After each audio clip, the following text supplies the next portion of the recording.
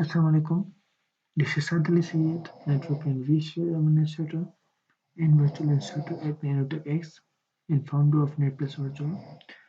This is session 41 of Red Certified System Administration Batch 1 Training.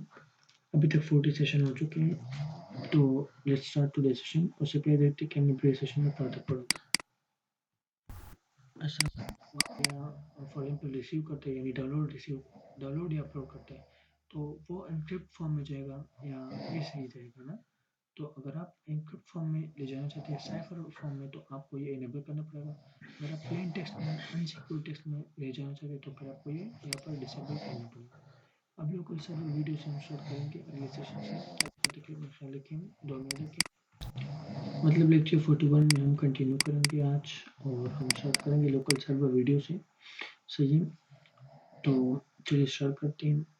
और आज हम सिर्फ 2 ही ऑप्शन पढ़ेंगे. सही है, प्लग इन टाइप और लोकल सर्वर वीडियो. फिर हम अगले सेशन से स्टार्ट करेंगे dynamic action on sharing request time out. सही है, तो चलिए स्टार्ट करते हैं लोकल सर्वर वीडियो से. तो लोकल सर्वर वीडियो का क्या मतलब है? मतलब ये कि आपका जो सर्वर है ना वहाँ पर पड़ा हुआ है तो वो वहाँ पर तो लोकल है, आपके लिए रिमोट है ना.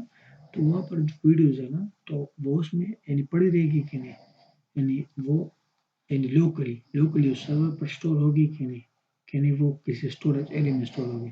अगर स्टोरेज एरिया में तो ऐसे डिसेबल करो. अगर इसी सर्वर में स्टोर करना चाहते हो तो फिर ऐसे इनेबल करो. Plug in tab. Plug in tab का क्या मतलब है कि आप जो फॉर एग्जांपल जो ब्राउज़र में आप डिस्प्ले करते हो ना अपना डेटा वगैरह ना, यानी फॉर एग्जांपल आप सर्वर को एक्सेस करते हो ना रिमोटली, आपका जो ब्राउज़र के ज़रिए आप एक्सेस करते हो ना आईपी. ये देखिए मैं आपको अभी दिखाता हूँ, आपको पता चल जाएगा मैं क्या कहना चाहता हूँ. ये देखिए ज़रा minute. In your web browser give IP of your remote server to access remote server. वही बात है ना कि आप आईपी दोगे रिमोट सर्वर का ताकि आप उसे एक्सेस कर सको, उसका इंटरफेस आएगा, ये सारी चीज़ें ना. देखिए फिर आप लॉगिन करोगे, सही है, कॉन्फ़िगरेशन में चले गए, फिर वर्चुअल कंसोल में चले गए. सही है, यहाँ पर इसका यूआई यूजर इंटरफेस जैसे हम वन बाय वन एक्सप्लोर कर रहे हैं हर एक सेशन में.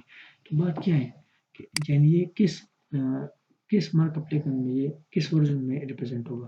तो HTML5 में, HTML4 में, HTML3.0 में, किस में. तो हाँ, हमारा लेटेस्ट आजकल 5 चल रहा है तो हमने यहाँ पर HTML5 सेलेक्ट किया. हम पुराना वाला भी सेलेक्ट कर सकते हैं जिसमें थोड़ा और नजर आएगा. सही है, मगर इसमें लेटेस्ट नजर आएगा. समझ रहे हैं ना मेरी बात. तो dynamic action on sharing request time out से हम सॉल्व करेंगे अगले सेशन से. तब तक के लिए अपना ख्याल रखिए, दुआ में रखिए. अल्लाह हाफ़िज़.